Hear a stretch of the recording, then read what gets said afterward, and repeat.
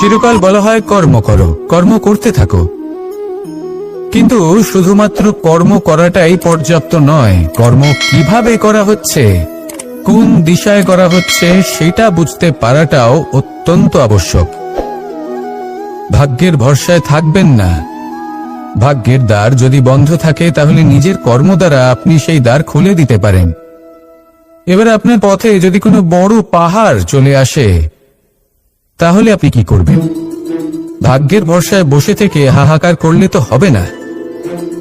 ভাববেন যে আমার ভাগ্যে এটা লেখা আছে তাই এই সমস্যা নিজে থেকেই পথ থেকে সরে যাবে। না, আপনাকে কর্ম করতে হবে। নিজের কর্মের দ্বারা এমন কোলাহলের সৃষ্টি করুন যাতে ভাগ্য নিজেই আপনার জন্য সেই দ্বার খুলে দেয়। কর্মের কোলাহল কিছুটা এমন হওয়া উচিত যে সেই বাধা যেন আপনার কোলাহল শুনে নিজে থেকেই আপনার পথ থেকে সরে যায়। কর্ম করুন, কিন্তু এটা ভেবে কর্ম করুন যে কিভাবে আপনি কর্ম করছেন, কোন দিশাতে আপনি কর্ম করছেন।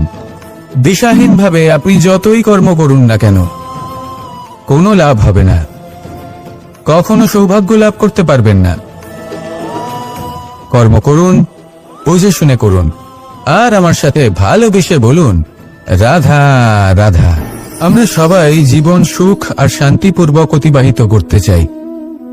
আমরা সবাই এটাই চাই যে আমরা সবাই স্বাধীন থাকবো আর এই স্বাধীনভাবেই আমরা জীবনে অগ্রসর হব। আর যখন কোনো ব্যক্তি আমাদের এইসব কিছু করতে বাধা দেন তখন আমরা তার উপর রুষ্ট হই, কিন্তু সত্যিটা ঠিক এর বিপরীত। কখনো কখনো এই ব্যক্তি অজান্তেই আমাদের এটা ভাবতে বাধ্য করে দেয় যে আমরা যেটা করছি সেটা কোথাও অনুচিত নয় তো। জীবনে অগ্রসর হতে হতে, সুখ খুঁজতে খুঁজতে, স্বাধীনতা খুঁজতে খুঁজতে আমরা অনুচিত কিছু করছি না তো।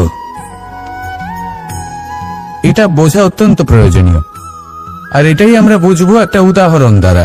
কখনো কোনো উপবনে যাবেন আর গিয়ে ওখানকার মালিকে দেখবেন কি করে। কিছু সময় অন্তর ও ঘাস আর আগাছা কেটে পরিষ্কার করে। আর এরকমটা কেন করে? সে নিজেই তা রোপণ করে, নিজেই পরিশ্রম করে, আর তারপর নিজের পরিশ্রমকে কেটে ফেলার কি অর্থ হতে পারে? এরকমটা সে কেন করে?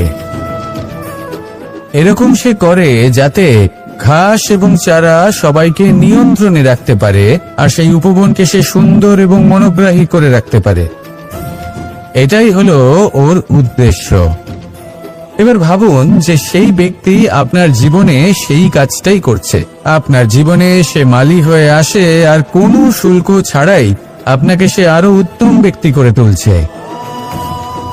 তাই মনে মনে ওনার প্রতি কৃতজ্ঞ থাকুন আর আমার সাথে ভালোবেসে বলুন রাধা রাধা। আমাদের জীবন হলো একটি যাত্রাপথ, একটি প্রতিযোগিতা। আর এই প্রতিযোগিতায় এগিয়ে থাকার জন্য, জয়লাভ করার জন্য আমরা সবাই কোনো না কোনো সাহায্য খুঁজি। কেউ ঈশ্বরের শরণে যান, কেউ গুরুর কাছে যান, কেউ মাতা পিতার কাছে যান, আবার কেউ যোগ্য বন্ধু নির্বাচন করে নেন। আর হ্যাঁ, এনারা সবাই আপনাকে জীবনে অগ্রসর হওয়ার পথে সাহায্য করতে পারেন। কিন্তু এমন একজন ব্যক্তি আছেন এই সংসারে যিনি এই সংসারে আপনাকে সবার আগে নিয়ে যেতে পারেন, আর সেই ব্যক্তি হলেন স্বয়ং আপনি, আর কেউ নয়। অর্থাৎ আপনি যদি চেষ্টা করেন, পরিশ্রম করেন, তাহলে আপনার বন্ধু, আপনার বান্ধব, আপনার পরিবার, আপনার গুরু আপনাকে সাহায্য করতে পারে, আপনাকে আরো অনেক বেশি প্রদান করতে পারে। কিন্তু যদি আপনার চেতনাই না থাকে তাহলে কেউ আপনাকে এগিয়ে নিয়ে যেতে পারবে না। যেমন ছোট্ট একটা বালক যে সবেমাত্র হাঁটতে শিখছে, প্রথমে সে হামাগুড়ি দিয়ে চলতে চেষ্টা করে। তার মাতা পিতা তাকে দেখে খুব আনন্দ পান, তাকে উৎসাহও দেন। সেই ছোট বালক দাঁড়াতে চেষ্টা করে, হাঁটতে চেষ্টা করে, আবার পড়ে যায়, আবার উঠে দাঁড়ায়, আবার চেষ্টা করে, আবার পড়ে যায়। আর ভবিষ্যতে গিয়ে সে হাঁটতেও শিখে যায়, আবার দৌড়তেও শিখে যায়। এই সংসারে আপনি যে কর্মই করতে চান না কেন, যে স্বপ্নই আপনি পূর্ণ করতে চান না কেন, সেটা আরম্ভ হবে আপনাকে দিয়ে, আপনার কর্ম দ্বারা। তাই কর্ম করতে শুরু করুন।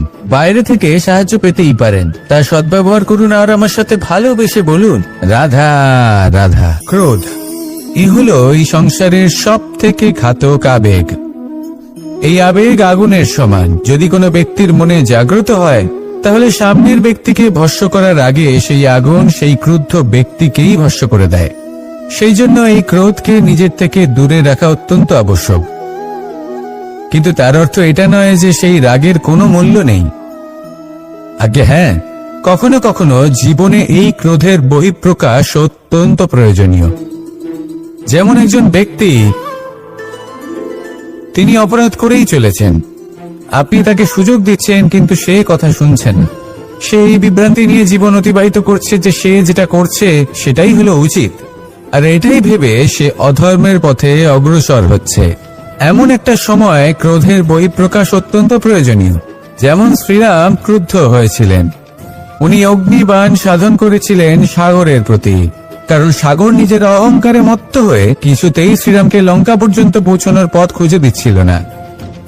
যখন শ্রীরাম ক্রুদ্ধ হলেন, তখন সাগর ওনাকে পথ দেখালো। ক্রোধ প্রকাশ করুন, কিন্তু উচিত সময়, উচিত পরিস্থিতিতে, উচিত মাত্রাতে। আর কখনোই এই ক্রোধের আবেগ যেন আপনাকে নিয়ন্ত্রণ না করতে পারে। আসুন আমার সাথে ভালোবেসে বলুন, রাধা রাধা। প্রত্যেক মানুষ জীবনযাপন করেন, কিন্তু প্রত্যেক মানুষ বেঁচে থাকার রসদ জোগাড় করতে পারেন না। তাহলে কি করা যায়? জীবনের রসদ কিভাবে জোগাড় করা যায়? কিভাবে আমাদের চেষ্টা করে যাওয়া উচিত? আমাদের কি করা উচিত? কিছু কাজ আছে যেগুলো আপনাদের করতে হবে। সর্বপ্রথম, জীবনে যখনই কোনো সমস্যা আসবে তখন নিরপেক্ষভাবে তার সম্মুখীন হন। তা সে যে সমস্যাই হোক, সেটা সমাধান করার জন্য আপনাকে শুভ পথ নির্বাচন করতেই হবে। তারপরে যদি আপনার হাতে কখনো ক্ষমতা আসে, সেই মুহূর্তে আরো বেশি বিনম্র থাকতে হবে। আপনি ধন অর্জন করলে তখন অহংকার জাগ্রত হতে দিলে চলবে না। আপনি যদি শক্তিশালী হয়ে ওঠেন, তাও অহংকার জাগ্রত হলে চলবে না। জীবনে যখনই ক্রোধ হবে তখন নিজেকে নিয়ন্ত্রণ করুন, আর ভেবে দেখুন যে যদি এই মুহূর্তে আপনি ক্রোধ দেখান, তাহলে তার পরিণাম কি হবে। এর ফলে কি কিছু শুভ ঘটনা ঘটবে নাকি অশুভ কিছু ঘটবে? শুধু এই কটা কাজ নিজেদের জীবনে আত্মসাৎ করুন, জীবন যাপন অত্যন্ত সহজ হয়ে যাবে। আসুন আমার সাথে ভালোবেসে বলুন, রাধা রাধা। এই সংসারে যদি আপনি শুভ কিছু অর্জন করতে চান, তাহলে দুটি পথ আছে।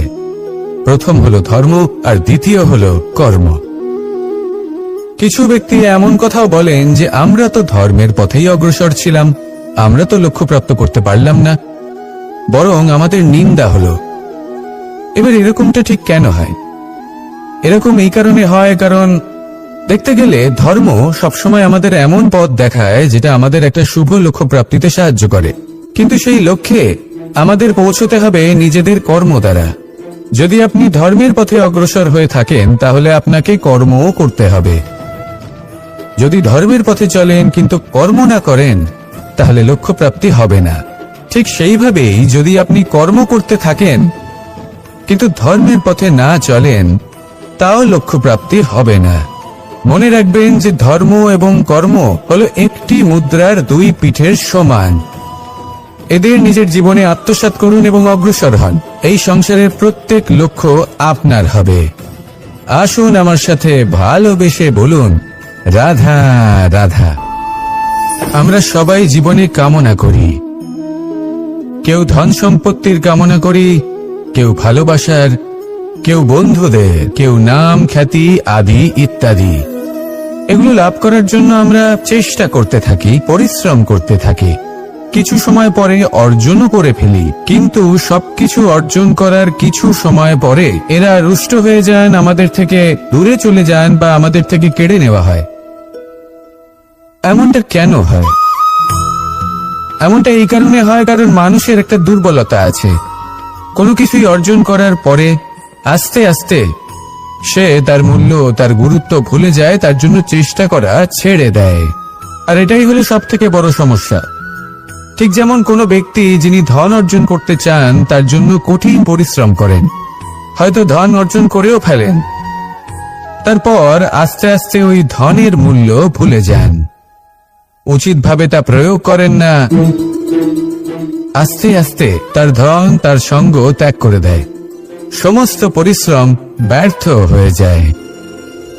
সেই জন্য মনে রাখবেন, এই সংসারে কিছু অর্জন করা অত্যন্ত কঠিন ব্যাপার, কিন্তু তার থেকেও বেশি কঠিন হলো সেটা নিজের সাথে ধরে রাখা।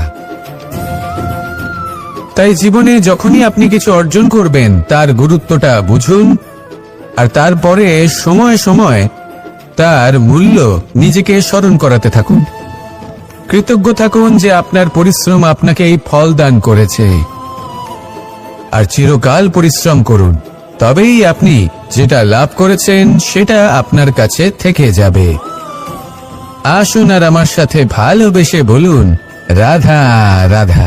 এই সংসারে আপনার সবথেকে বড় বন্ধু কে? কেউ বলবেন ছোটবেলার বন্ধুরা, কেউ বলবেন মাতা পিতা, কেউ বলবেন ঈশ্বর। এবারে বলুন যে এই সংসারে আপনার সবথেকে বড় শত্রু কে? কেউ বলবে আপনার বিরোধী, সেই ব্যক্তি যে আপনাকে হিংসে করে, বা আপনার নিজের অহংকার, আপনার কুকর্ম। আমি বলবো যে এই সংসারে আপনার সবথেকে বড় বন্ধু হলো আপনার নিজের মন। এই চঞ্চল মনকে যদি আপনি নিয়ন্ত্রণ করতে শিখতে পারেন, তাহলে এর থেকে বড় বন্ধু এই সংসারে আপনি কোথাও পাবেন না। সেখানেই যদি এই মন আপনাকে বশ করে ফেলে, তাহলে সংসারে এর থেকে বড় শত্রু আপনি কোথাও পাবেন না। সেই জন্য এই সংসারকে নিয়ন্ত্রণ করার চেষ্টা ত্যাগ করুন। প্রথমে এই মনকে নিয়ন্ত্রণ করতে শিখে যান, তাহলে এই জীবন নিজে থেকেই সাফল্যের পথে অগ্রসর হবে। আর তখন এই মন প্রসন্ন হয়ে বলবে, রাধা রাধা। গঙ্গা ভারতের সবথেকে শক্তিশালী নদী, এমন একটি নদী যে নিজেই হলো একটি ইতিহাস। কিন্তু কখনো ভেবেছেন যে এই গঙ্গা নদীর প্রবাহ যখন গঙ্গোত্রী থেকে শুরু হয়, তখন তার উৎপত্তি কিভাবে হয়? হিমবাহ যখন গলে যায়, তখন একটি ফোঁটার জন্ম হয়, সেই ফোঁটাগুলোর সাথে আরো কিছু ফোঁটা যুক্ত হয়, তারপরে একটি ছোট ধারা উৎপন্ন হয়, সেটা বইতে থাকে। এর পরবর্তীতে আরো অনেক ধারা আরো অনেক ফোঁটার সাথে যুক্ত হয়ে যায়, আর অবশেষে একটা মহান বিশাল ধারা জন্ম নেয়, যাকে আমরা মহানদী গঙ্গা বলি। সেই জন্য এই কথা বলা হয়েছে যে একটি পাথর দিয়ে প্রাচীর বানানো যায় না। মহানদী গঙ্গা আসলে কি, যদি ভালোভাবে ভেবে দেখেন, তবে এ হলো অগুন্তি জলের ফোঁটার মিশ্রণ, যেটা আরম্ভ হয় একটি ফোঁটা দ্বারা। একটি ফোঁটা যা এদের সকলকে নিজের অন্তরে সমাহিত করে নেয় এবং এমন একটি যাত্রা শুরু করে যা পরবর্তীতে মহানদী গঙ্গার রূপ ধারণ করে। এর থেকে আমরা কি শিক্ষা পাই? এটাই যে জীবনে শুধুমাত্র পরিশ্রম এবং সমস্যার সম্মুখীন হওয়াটাই পর্যাপ্ত নয়, সেটা তো সকলকেই করতে হয়। প্রয়োজন হলো সারল্য। সারল্য দ্বারা সবাইকে নিজের অন্তরে সমাহিত করে নিতে হবে, তাদের সাথে চলতে হবে, অনেককে এক করে তুলতে হবে। এই প্রবৃত্তি যদি আপনি নিজের অন্তরে জাগ্রত করেন, তাহলে আপনিও গঙ্গার মতো মহান হয়ে উঠবেন। আসুন আমার সাথে ভালোবেসে বলুন, রাধা রাধা। এই সংসারের দুটি সবথেকে শক্তিশালী শব্দ হলো নীরবতা এবং প্রসন্নতা। এই দুটি সবথেকে বেশি কঠিনও। এবার আপনি বলবেন, এতে কঠিনের কি আছে? না, ক্ষেত্র বিশেষে নিজে নীরব থাকা হলো অত্যন্ত কঠিন, আর তার থেকেও বেশি কঠিন হলো বিকট পরিস্থিতিতে নিজেকে প্রসন্ন রাখা। কিন্তু যদি আপনি এটা শিখে যান, তাহলে এই নীরবতাই আপনাকে জীবনে অনেক বড় বড় সমস্যার হাত থেকে বাঁচাবে। এই প্রসন্নতা আপনাকে বিকটতর পরিস্থিতি থেকে বেরিয়ে আসতে শক্তি যোগাবে। তাই এই গুণ আত্মসাৎ করুন আর আমার সাথে ভালোবেসে বলুন, রাধা রাধা। মানুষ নিজের জীবনে সবকিছু লাভ করতে পারেন, সম্পত্তি, সাফল্য, সুখ, স্বাচ্ছন্দ্য, কিন্তু তারপরেও তার মনে একটি ভয় থেকে যায় যে কখনো যেন এমন কিছু না হয় যেটা ওকে এসে ভেঙে দেবে, তার অন্তর্মনকে ভেঙে দেবে, তার আত্মাকে ভেঙে দেবে। কিন্তু সত্যি কথা বলতে কিছু ভাঙলেও তাতে ভয় পাওয়ার কোনো প্রয়োজন নেই। ভাঙার পরেই কিন্তু নতুন নির্মাণ হয়। এটাই তো প্রকৃতি আমাদের শেখায়। এই দেখুন না, যখন এই মেঘ বিভাজিত হয়, ভেঙে পড়ে, তবেই তো বর্ষা আসে, আর বর্ষার পরেই এই মাটির সিঞ্চন হয়। একটি বীজ সেটা ভাঙার পরে তবেই সেখান থেকে সে অঙ্কুরিত হয়। তাই ভেঙে পড়ার কথা শুনে ভেঙে পড়বেন না। তারপর যে সব নির্মাণ হতে চলেছে তার উপর মনোনিবেশ করুন। আর হ্যাঁ, যদি সংসারে এমন কিছু থাকে যা ভাঙবেন না, তাহলে সেটা হলো বিশ্বাস। জীবনে কখনো কারোর বিশ্বাস ভঙ্গ করবেন না। যখন ব্যক্তির বিশ্বাস ভঙ্গ হয় তখন তার আত্মা আহত হয়। আসুন আমার সাথে ভালোবেসে বলুন, রাধা রাধা।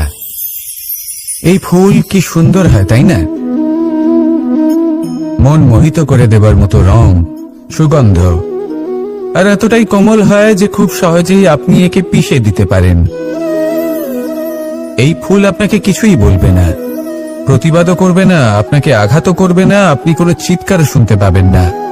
শুধু যাওয়ার সময় আপনার হাতে মধুর একটা সুবাস রেখে যাবে। কিন্তু এই কাজটা আপনি কাঁটার সাথে করতে পারবেন না। কাঁটা আপনাকে অত্যন্ত যন্ত্রণা দেবে, সেটা আপনিও জানেন। এবার এই ফুল আর কাঁটার মধ্যে যে পার্থক্য, সেটাই হলো পার্থক্য সজ্জন এবং দুর্জনদের মধ্যে। কখনো কখনো আমাদের জীবনে এমন কিছু ব্যক্তি আসেন যারা অত্যন্ত কোমল, তাদের আমরা দমন করে বসি।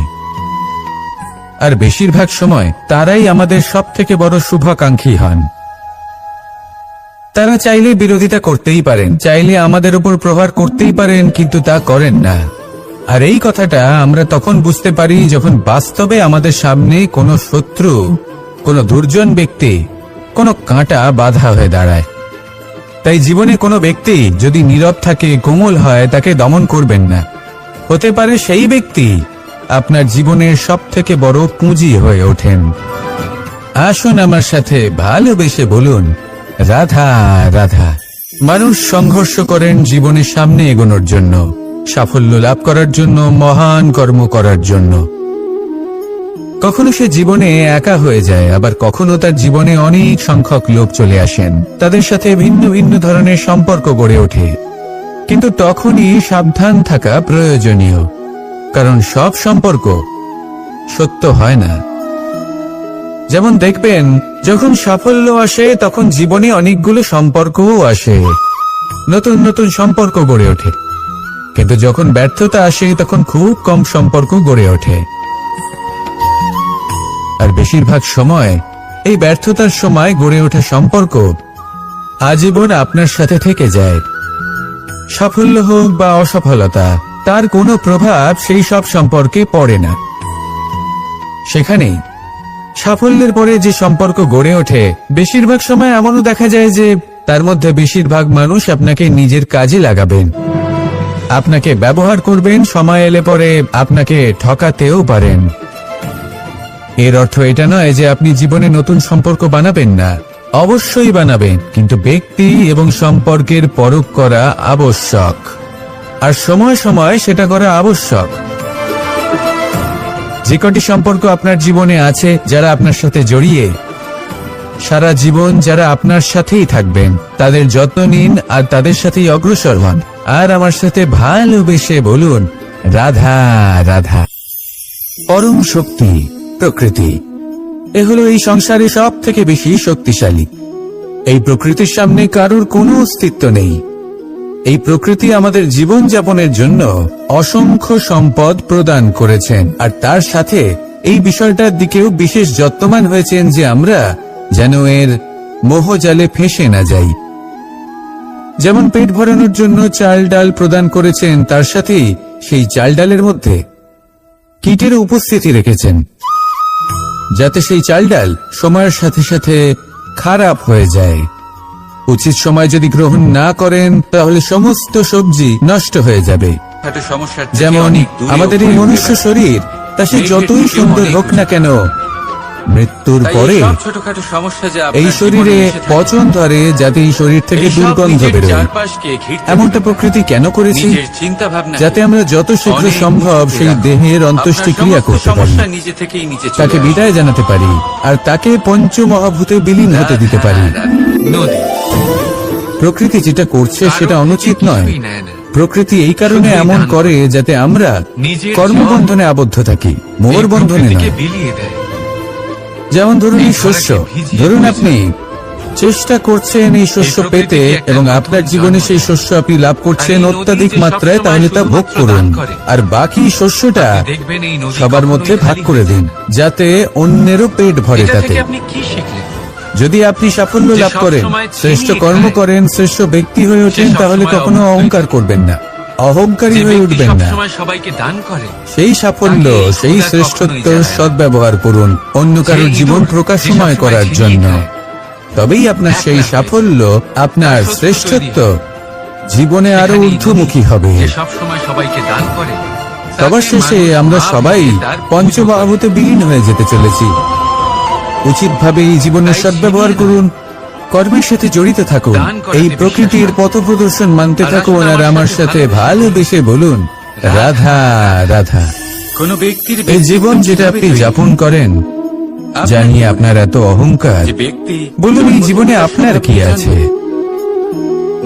আপনাকে জন্ম দিয়েছেন আপনার মাতা, তারপর আপনাকে হাঁটতে শিখিয়েছেন, কথা বলতে শিখিয়েছেন, ভাষা শিখিয়েছেন, আরো অনেক কিছুই শিখিয়েছেন আপনার গুরু বা আপনার মাতা পিতা, অথবা এই সংসার, ব্যবসা, বাণিজ্য, এই সবকিছুর সাধন অন্য কেউ দিয়েছেন।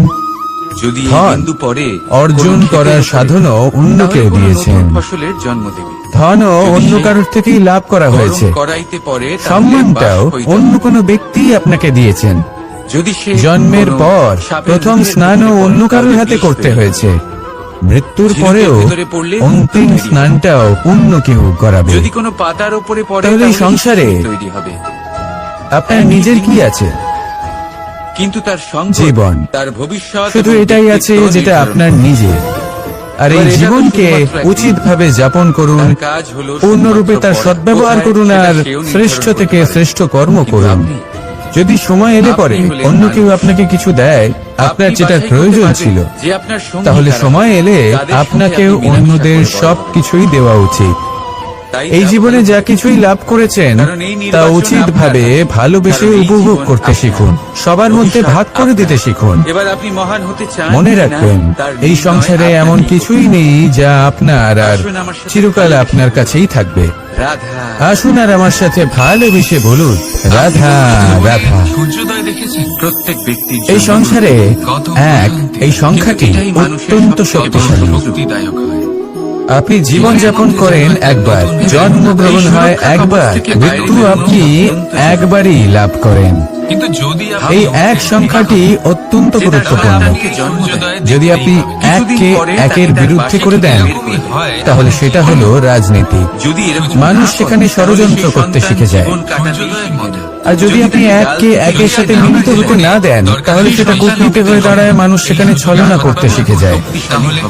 এবার যদি আপনি এককে একের সাথে মিলিত করে দুই করে দেন, তাহলে সেটা গণনীতি হয়ে দাঁড়ায়। মানুষ সংগ্রহ করতে শেখে, লাভ করতে শেখে। আর যদি আপনি এক এবং এক মিলিয়ে শূন্য করে দেন, তাহলে তাকে আধ্যাত্ম বলা হয়, যেখানে আমরা নিজেকে ঈশ্বরের কাছে পূর্ণরূপে সমর্পণ করে দিই।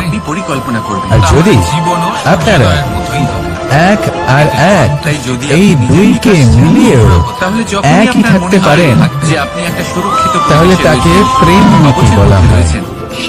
যেমন আমি আর রাধা, না আমরা শূন্য আর না আমরা দুজন ভিন্ন।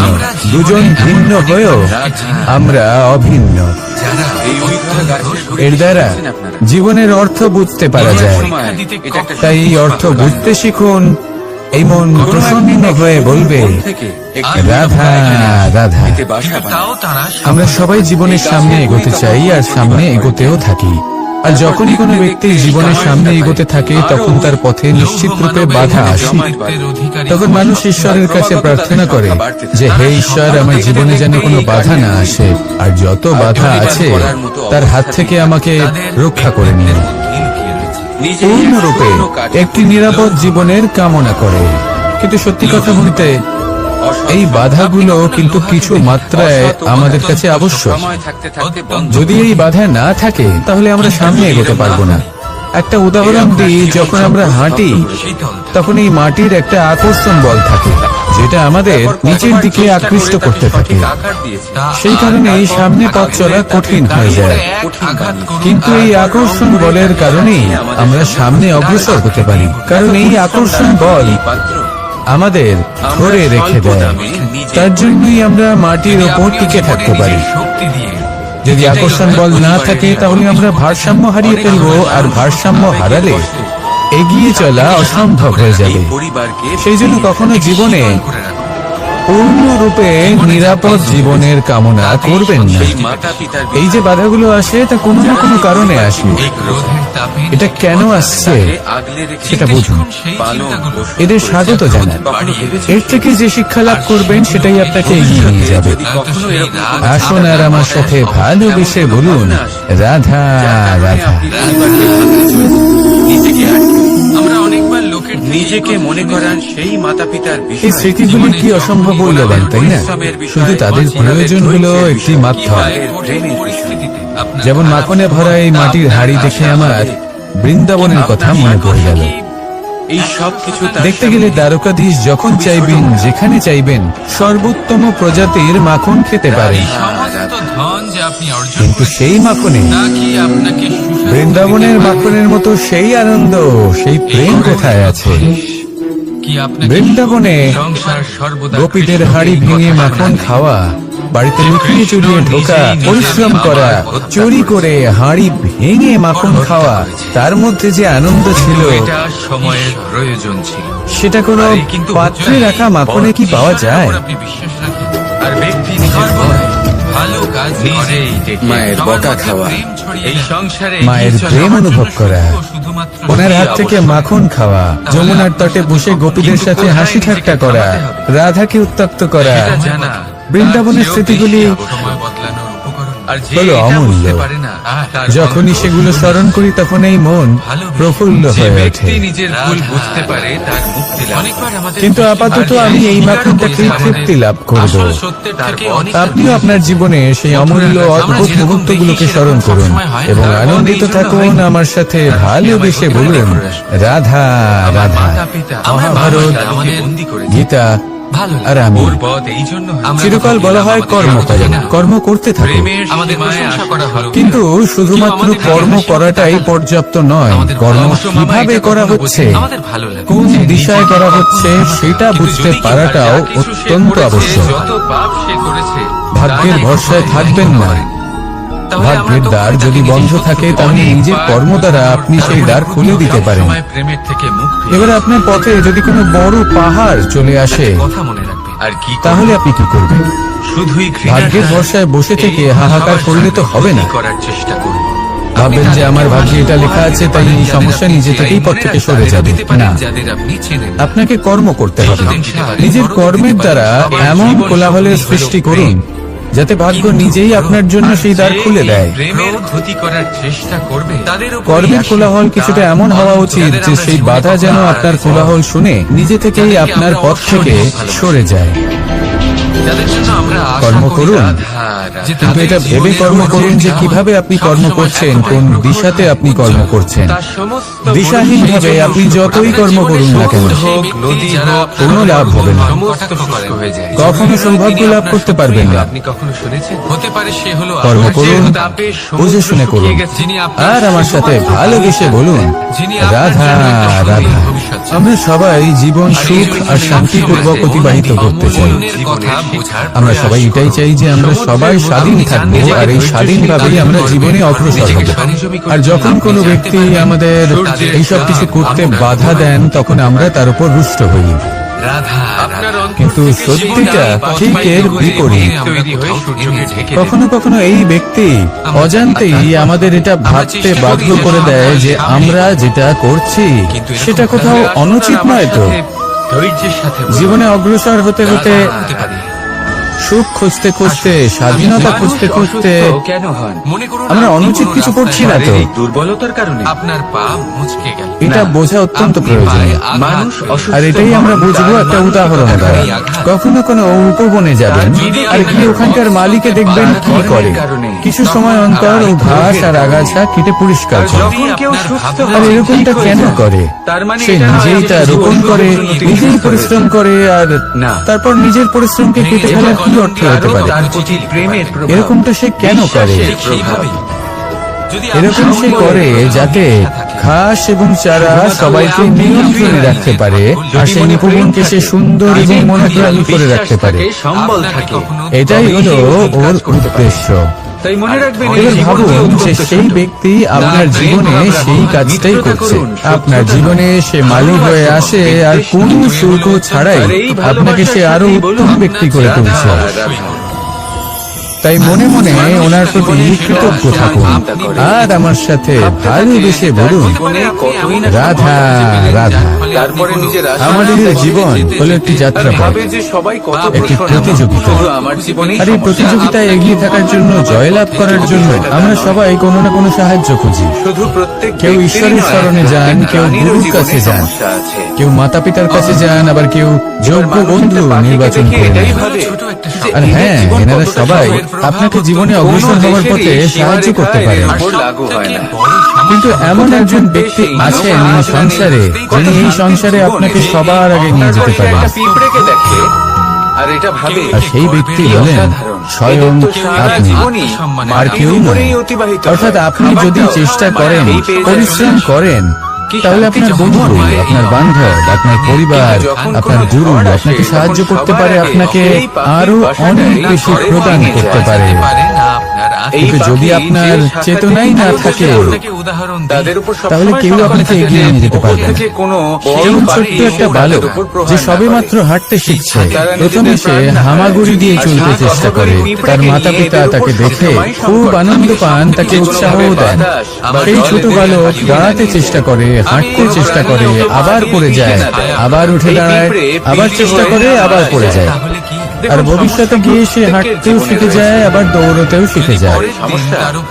এই সংসারে আপনি যে কর্মই করতে চান না কেন, যে স্বপ্নই আপনি পূর্ণ করতে চান না কেন, সেটা আরম্ভ হবে আপনাকে দিয়ে, শুধু শান্ত আপনার মনে কর্ম সেটা দ্বারা। খুঁজে বের করতে হবে।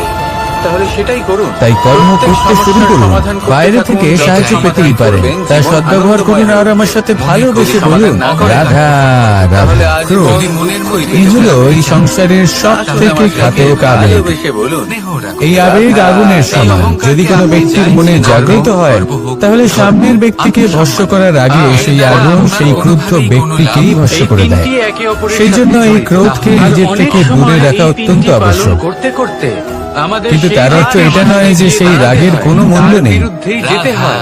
আগে হ্যাঁ, কখনো কখনো জীবনে এই ক্রোধের বহিঃপ্রকাশ অত্যন্ত প্রয়োজনীয়। এই জীবনে যেমন একজন ব্যক্তি গুরুত্ব কি কোনো হতে পারে তা ব্যক্তিগত কখনো যুদ্ধ ভেবে থাকে। তিনি অপরাধ করেই এ হলো চলেছেন। কর্ম। আপনি তাকে শুধু বলছেন, কিন্তু সে কথা শুনছেন। এটা সে এই বিভ্রান্তি নিয়ে জীবন অতিবাহিত করছে যে সে যেটা করছে সেটাই হলো উচিত। যাকে আর আমরা এটাই ভেবে সত্যি অধর্মের পথে অগ্রসর হচ্ছে। এমন একটা সময় ক্রোধের বহিঃপ্রকাশ অত্যন্ত প্রয়োজনীয়। যেমন শ্রীরাম ক্ষুব্ধ হয়েছিলেন, উনি অগ্নিবাণ সাধন করেছিলেন সাগরের প্রতি, কারণ সাগর নিজের অহংকারে মত্ত হয়ে কিছুতেই শ্রীরামকে লঙ্কা পর্যন্ত পৌঁছানোর পথ খুঁজে দিচ্ছিল না। যখন শ্রীরাম ক্রুদ্ধ হলেন, তখন সাগর ওনাকে পথ দেখালেন। আপনার আরাধ্যেরও সামনে ক্রোধ প্রকাশ করুন, কিন্তু উচিত সময় উচিত পরিস্থিতিতে, তাহলে আসুন উচিত মাত্রাতে। আর কখনোই এই ক্রোধের আবেগ যেন আপনাকে নিয়ন্ত্রণ না করতে পারে। এই শব্দটির ব্যাখ্যা আসুন আমার সাথে ভালোবেসে বলুন, রাধা রাধা। প্রত্যেক মানুষ জীবনযাপন করে, প্রত্যেক মানুষ বেঁচে থাকার রসদ জোগাড় করতে পারে না। তাই যে কোনো সমস্যার সমাধান তাহলে কি করা যায়? জীবনের রসদ কিভাবে জোগাড় করা যায়? আমার যাকে আপনি কিভাবে আমাদের চেষ্টা করে যাওয়া উচিত, আমাদের কি করা উচিত? নিজের মিত্র, নিজের বন্ধু আর মেলে কিছু কাজ আছে যেগুলো আপনাদের করতে হবে। রাধা সর্বপ্রথম যিনি দুঃখের সময় আপনার জীবনে পাশে যখনই কোনো সমস্যা আসবে তখন নিরপেক্ষভাবে তার সম্মুখীন হব। তিনি তা সে যে সমস্যাই সেটা সমাধান করার জন্য আপনাকে সুপথ নির্বাচন করতে হবে। তারপরে যদি আপনার হাতে কখনো ক্ষমতা আসে, যাকে মুহূর্তে আরো বেশি বিনম্র থাকতে হবে। যখন আপনার সাথে আপনার আপনি ধনার্জন করলে তখন অহংকার জাগ্রত হতে দিলে চলবে না। আপনি যদি শক্তিশালী হয়ে ওঠেন তাও অহংকার জাগ্রত হলে চলবে না। সবার মধ্যে এটা সরল নয়। জীবনে যখনই ক্রোধ হবে তখন নিজেকে নিয়ন্ত্রণ করুন আর ভেবে দেখুন যে যদি এই মুহূর্তে আপনি ক্রোধ দেখান এটাই হলো ভালোবাসা। তাহলে তার পরিণাম কি হবে? এর ফলে কি কিছু শুভ ঘটনা ঘটবে নাকি অশুভ কিছু ঘটবে? তাহলে শুধু আসুন এই গোটা কাজ নিজেদের জীবনে আত্মসাৎ করুন, জীবন যাপন অত্যন্ত সহজ হয়ে যাবে। আসুন আমার সাথে ভালোবেসে বলুন, রাধা রাধা। যদি আপনি শুভ কিছু অর্জন করতে চান তাহলে দুটি পথ আছে। একটা দড়ি মনে করে প্রথম হলো ধর্ম আর দ্বিতীয় হলো কর্ম। রাধা রাধা। কিছু ব্যক্তি এমন কথাও বলেন যে আমরা তো ধর্মের পথেই অগ্রসর ছিলাম, আমরা তো লক্ষ্যপ্রাপ্ত করতে পারলাম না, বরং আমাদের নিন্দা হলো। এবার এরকমটা ঠিক কেন হয়? এরকম এই কারণে হয় কারণ চাইতে গেলে ধর্ম সবসময় আমাদের এমন পথ দেখায় যেটা আমাদের একটা শুভ লক্ষ্য প্রাপ্তিতে সাহায্য করে, কিন্তু সেই লক্ষ্যে আমাদের পৌঁছতে হবে নিজেদের কর্ম দ্বারা। যদি আপনি ধর্মের পথে অগ্রসর হয়ে থাকেন তাহলে আপনাকে কর্মও করতে হবে। যদি ধর্মের পথে চলেন কিন্তু কর্ম না করেন তাহলে লক্ষ্যপ্রাপ্তি হবে না। ঠিক সেইভাবে যদি আপনি কর্ম করতে থাকেন হয়ে গেল। কিন্তু ধর্মের পথে না চলেন তাও লক্ষ্যপ্রাপ্তি হবে না। মনে রাখবেন যে ধর্ম এবং কর্ম হলো একটি মুদ্রার দুই বিশেষ সমান। বিজয়ী হলেন। এদের নিজের জীবনে আত্মসাৎ করুন এবং অগ্রসর হন। এই সংসারের প্রত্যেক লক্ষ্য আপনার হবে। আসুন আমার সাথে ভালোবেসে বলুন, রাধা রাধা। আমরা সবাই জীবনের কামনা করি, জ্বলতে হবে। কেউ ধন সম্পত্তির কামনা করি, কেউ ভালোবাসার, কেউ বন্ধুদের, কেউ নাম খ্যাতি আদি ইত্যাদি। জীবনে এমন কিছু কাজ এগুলো লাভ করার জন্য আমরা চেষ্টা করতে থাকি, পরিশ্রম করতে থাকি, কিছু সময় পরে অর্জনও করে ফেলি, কিন্তু সবকিছু অর্জন করার কিছু সময় পরে এরা রুষ্ট হয়ে যান, আমাদের থেকে দূরে চলে যান বা আমাদের থেকে কেড়ে নেওয়া হয়। যারা বাস্তবিকভাবে এমনটা কেন? কাজ করেন, আমি তাদের কথা এমনটা এই কারণে হয় কারণ মানুষের একটা দুর্বলতা আছে। কোনো কিছু অর্জন করার পরে আস্তে আস্তে সে তার মূল্য, তার গুরুত্ব ভুলে যায়, তার জন্য চেষ্টা করা ছেড়ে দেয়। আর এটাই হলো সব থেকে বড় সমস্যা। ঠিক যেমন কোনো ব্যক্তি যিনি ধন অর্জন করতে চান তার জন্য কঠিন পরিশ্রম করেন, হয়তো ধন অর্জন করেও ফেলেন, তারপর আস্তে আস্তে ওই ধনের মূল্য ভুলে যায়, আর যাদের উচিতভাবে তা প্রয়োগ করেন না, আস্তে আস্তে তার রং, তার সঙ্গ ত্যাগ করে দেন, সমস্ত পরিশ্রম ব্যর্থ হয়ে যায়। যাকে আমরা ভালোবাসি সেই জন্য মনে রাখবে এই সংসারে সবকিছু অর্জন করা ব্যক্তির সাথে কথা বলতে অত্যন্ত কঠিন ব্যাপার। অতি প্রিয় হবে। কিন্তু তার থেকেও বেশি কঠিন হলো সেটা নিজের সাথে ধরে রাখা। আমরা বাজারে যাই। হ্যাঁ, আপনার তাই জীবনে যখনই আপনি কিছু অর্জন করবেন তার গুরুত্বটা বুঝুন আর তারপরে সময় সময় তার মূল্য নিজেকে স্মরণ করাতে থাকুন। কৃতজ্ঞ থাকুন যে আপনার পরিশ্রম আপনাকে এই ফল দান করেছে। বের করে নিজের সাথে কথা বলুন আর চিরকাল পরিশ্রম করুন, তবেই আপনি যেটা লাভ করেছেন সেটা